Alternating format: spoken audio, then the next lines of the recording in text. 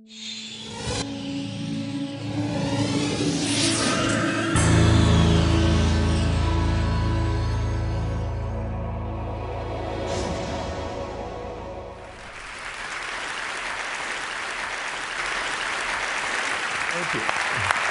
I have to tell you, I'm both challenged and excited. My excitement is I get a chance to give something back. My challenge is the shortest seminar I usually do is 50 hours. And I'm not exaggerating. I do weekends, and what I do more than that, obviously, coach people, but I'm into immersion, because how'd you learn language? You didn't learn it by just learning principles. You got in it and you did it so often that it became real. And the bottom line of why I'm here, besides being a crazy mofo, is that I'm really in a position, I'm not here to motivate you, obviously, you don't need that. And a lot of times that's what people think I do, and it's the furthest thing from it. What happens though is people say to me, well, I don't need any motivation. And I say, well, that's interesting, that's not what I do. I'm the why guy. I don't know why you do what you do. What is your motive for action? What is it that drives you in your life today, not 10 years ago, or are you running the same pattern? Because I believe that the invisible force of internal drive activated is the most important thing in the world. I'm here because I believe emotion is the force of life. All of us here have great minds. You know, most of us here have great minds, right? I don't know if I'm in the category, but we all know how to think. And with our minds, we can rationalize anything, we can make anything happen. We can, I agree with what was described a few days ago about this idea that people work in their self-interest, but we all know that that's bullshit at times. You don't work in your self-interest all the time. Because when emotion comes into it, the wiring changes in the way it functions. And so it's wonderful for us to think intellectually about how the life of the world is, and especially those who are very smart. We can play this game in our head, but I really want to know what's driving you. And what I'd like to maybe invite you to do by the end of this talk is explore where you are today for two reasons. One, so that you can contribute more. And two, so that hopefully we can not just understand other people more, but maybe appreciate them more and create the kinds of connections that can stop some of the challenges that we face in our society today. They're only going to get magnified by the very technology that's connecting us, because it's making us intersect. And that intersection doesn't always create the view of everybody now understands everybody and everybody appreciates everybody. So I've had an obsession basically for 30 years. And that obsession has been what makes the difference in the quality of people's lives? What makes a difference in their performance? Because that's what I got hired to do. I got to produce the result now. That's what I've done for 30 years. I get the phone call when the athlete is burning down on national television and they were ahead by 5 strokes and now they can't get back on the course. And I got to do something right now to get the result or nothing matters. I get the phone call when the child is going to commit suicide, and I got to do something right now. And in 29 years, I'm very grateful to tell you I've never lost one in 29 years. It doesn't mean I won't someday, but I haven't done it. And the reason is an understanding of these human needs that I want to talk to you about. So when I get those calls about performance, that's one thing, like how do you make a change? But also, I'm looking to see what is it that's shaping that person's ability to contribute, to do something beyond themselves. So maybe the real question is, you know, I look at life and say there's 2 master lessons. One is there's the science of achievement, which almost everyone in this room has mastered to an amazing extent. That's how do you take the invisible and make it visible, right? How do you take what you dream about and make it happen? Whether it be your business, your contribution to society, money, whatever it is for you, your body, your family. But the other lesson of life that is rarely mastered is the art of fulfillment. Because science is easy, right? We know the rules, you write the code, you follow those, and you get the result. Once you know the game, you just, you up the ante, don't you? But when it comes to fulfillment, that's an art. And the reason is it's about appreciation and it's about contribution. You can only feel so much by yourself. So I've had an interesting laboratory to try to answer the question of the real question, which is what's the difference in somebody's life if you look at somebody like those people that you've given everything to, like all the resources they say they need. You gave them not a $100 computer, you gave them the best computer. You gave them love, you gave them joy, you were there to comfort them. And those people very often, and you know some of them I'm sure, end up the rest of their life with all this love, education, money, and background, spending their life going in and out of rehab. And then you meet people that have been through ultimate pain, psychologically, sexually, spiritually, emotionally abused, and not always, but often they become some of the people that contribute the most to society. So the question we got to ask ourselves really is, what is it? What is it that shapes us? And we live in a therapy culture. Most of us don't do that, but the culture is a therapy culture. And what I mean by that is the mindset that we are our past. And everybody in this room, you wouldn't be in this room if you bought that theory, but most of society thinks biography is destiny. The past equals the future. And of course it does if you live there. But what people in this room know, and what we have to remind ourselves though, because you can know something intellectually, you can know what to do and then not use it, not apply it. So really what we got to remind ourselves is decision is the ultimate power. That's what it really is. Now, when you ask people, You know, have you failed to achieve something? How many have ever failed to achieve something significant in your life? Say I. Thanks for the interaction on a high level there. But if you ask people, why didn't you achieve something? Somebody who's working for you, you know, or a partner, or even yourself, and you failed to achieve a goal, what's the reason people say they failed to achieve? What do they tell you? Didn't know enough, didn't have the knowledge, didn't have the money, didn't have the time, didn't have the technology, you know, I didn't have the right manager. Supreme Court. Didn't have the Supreme Court.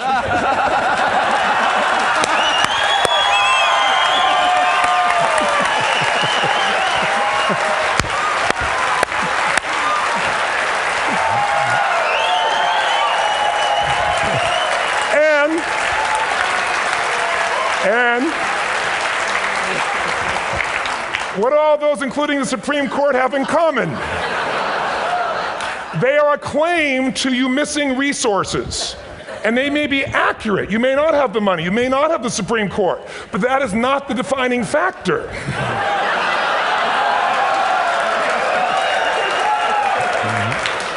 And you correct me if I'm wrong. The defining factor is never resources, it's resourcefulness. And what I mean specifically, rather than just some phrase, is if you have emotion, human emotion, something that I experienced from you day before yesterday at a level that is as profound as I've ever experienced, and if you'd communicated with that emotion, I believe you would have beat his ass and won.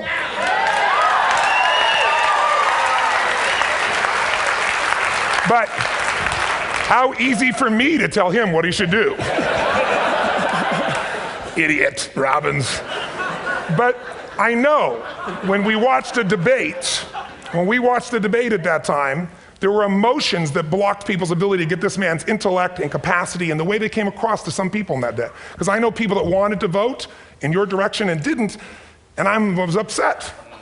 But there was emotion that was there. How many know what I'm talking about here? Say I. So emotion is it, and if we get the right emotion, we can get ourselves to do anything. We can get through it. If you're creative enough, playful enough, fun enough, can you get through to anybody, yes or no?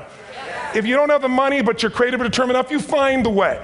So this is the ultimate resource, but this is not the story that people tell us, right? The story people tell us is a bunch of different stories. They tell us we don't have the resources, but ultimately, if you take a look here, flip it up if you would. They say, what are all the reasons they have in common? We've said that. Next one, please. He's broken my pattern, that son of a bitch. But I appreciated the energy, I'll tell you that. What determines your resources? We've said decisions shape destiny, which is my focus here. If decisions shape destiny, what determines it is 3 decisions. What are you going to focus on?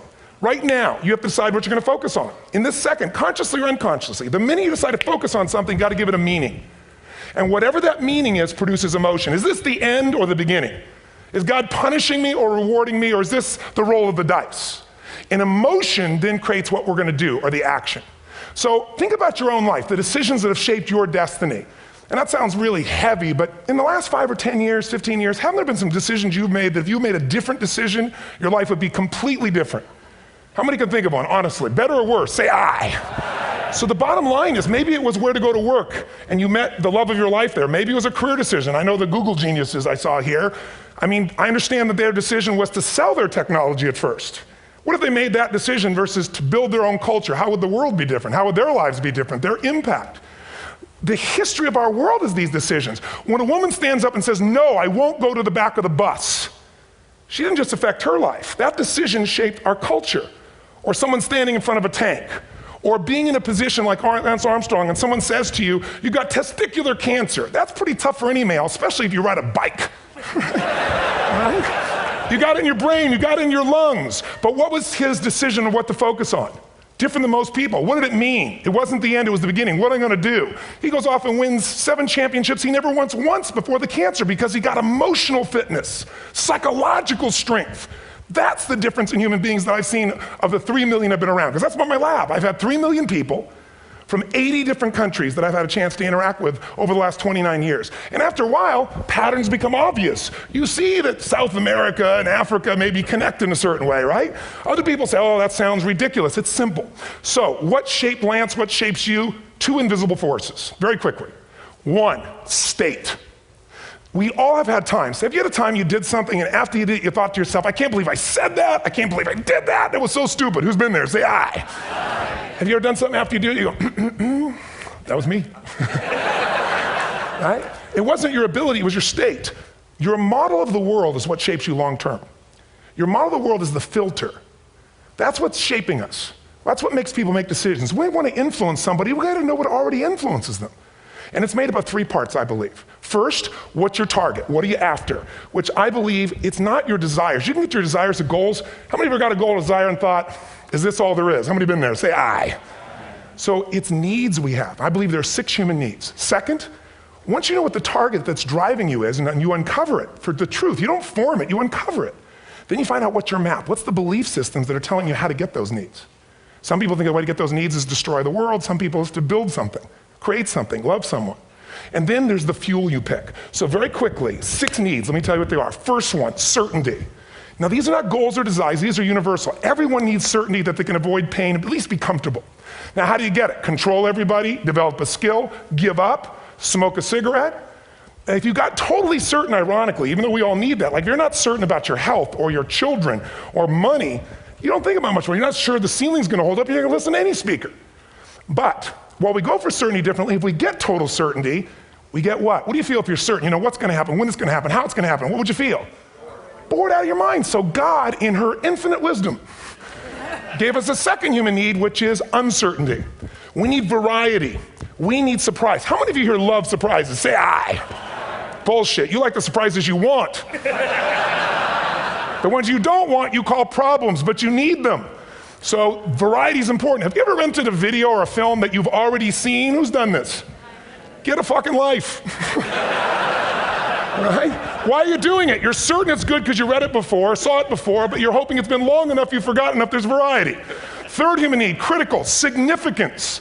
We all need to feel important, special, unique. You can get it by making more money. You can do it by being more spiritual. You can do it by getting yourself in a situation where you put more tattoos and earrings in places humans don't want to know.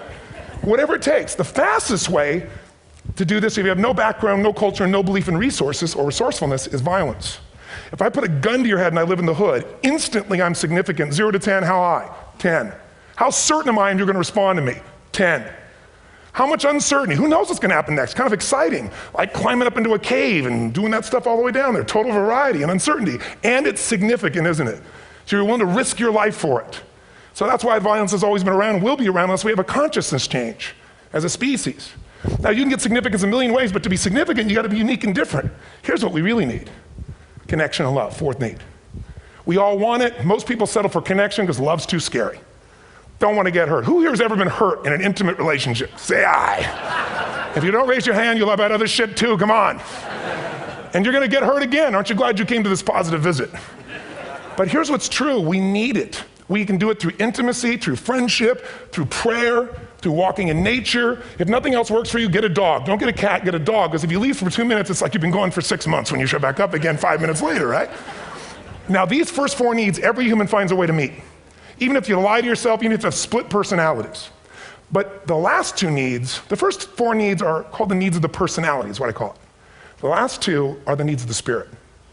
And this is where fulfillment comes. You won't get fulfillment from the first 4. You'll figure a way, smoke, drink, do whatever, meet the first 4. But the last 2, number 5, you must grow. We all know the answer here. If you don't grow, you what? If a relationship's not growing, if a business is not growing, if you're not growing, it doesn't matter how much money you have, how many friends you have, how many people love you, you feel like hell. And the reason we grow, I believe, is so we have something to give of value. Because the 6th need is to contribute beyond ourselves. Because we all know, corny as it sounds, the secret to living is giving. We all know life's not about me, it's about we. This culture knows that, this room knows that. And it's exciting. When you see Nicholas up here talking about his $100 computer, the most passionate, exciting thing is here's a genius, but he's got a calling now. You can feel the difference in him, and it's beautiful. And that calling can touch other people. In my own life, my life was touched because when I was 11 years old, Thanksgiving, no money, no food, and we're not gonna starve, but my father was totally messed up. My mom was letting him know how bad he messed up. And somebody came to the door and delivered food. My father made 3 decisions. I know what they were briefly. His focus was, this is charity.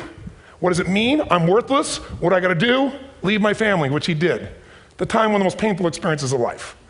My 3 decisions gave me a different path. I said, focus on, there's food, what a concept. You know? Second, but this is what changed my life. This is what shaped me as a human being. Somebody's gift, I don't even know who it is. I thought, my father always said, no one gives a shit. And all of a sudden, somebody I don't know, they're not asking for it, this is giving our family food, looking out for us. It made me believe this. What does it mean? That strangers care. And what that made me decide is if strangers care about me and my family, I care about them. What am I gonna do? I'm gonna do something to make a difference. So when I was 17, I went out one day on Thanksgiving. It was my target for years, have enough money to feed 2 families. Most fun thing I ever did in my life, most moving. Then next year I did 4, and I didn't tell anybody what I was doing. Next year, 8. I wasn't doing it for brownie points, but after 8, I thought, shit, I could use some help. So sure enough, I went out, and what did I do? I got my friends involved, and I grew companies, and then I got 11 companies, and I built the foundation.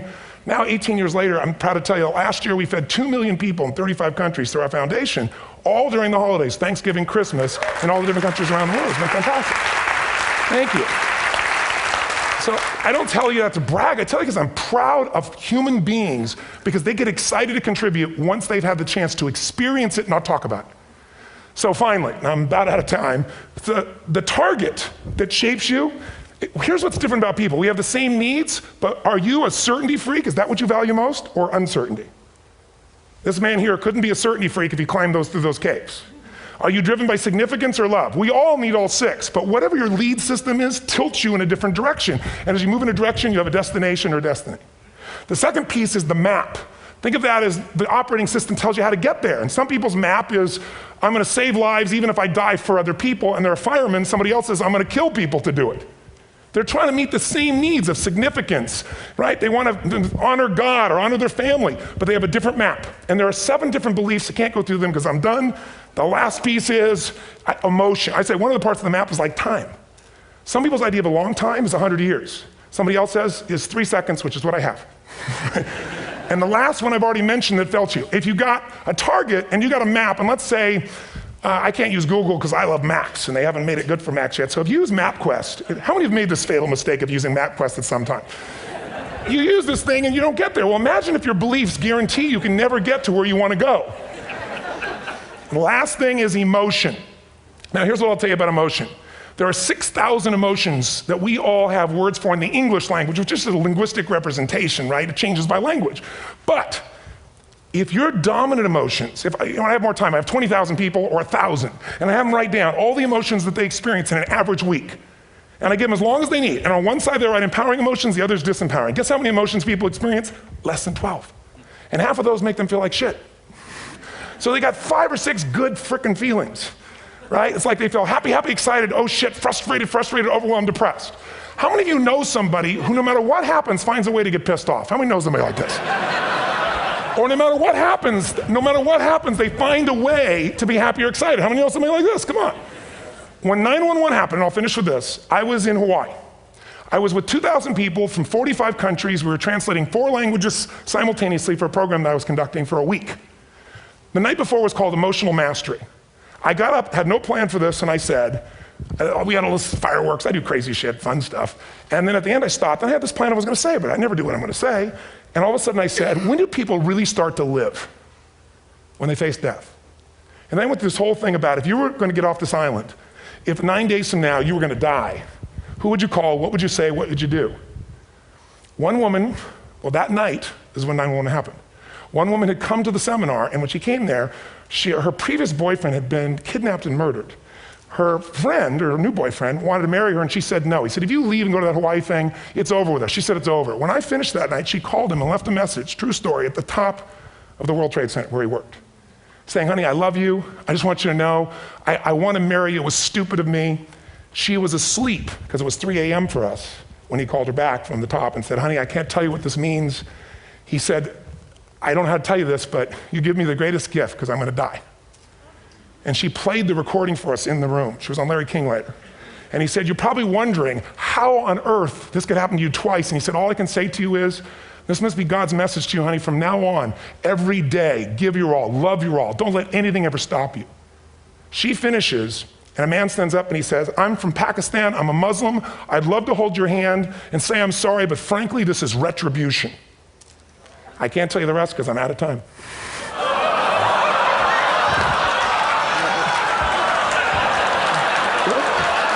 Are you sure?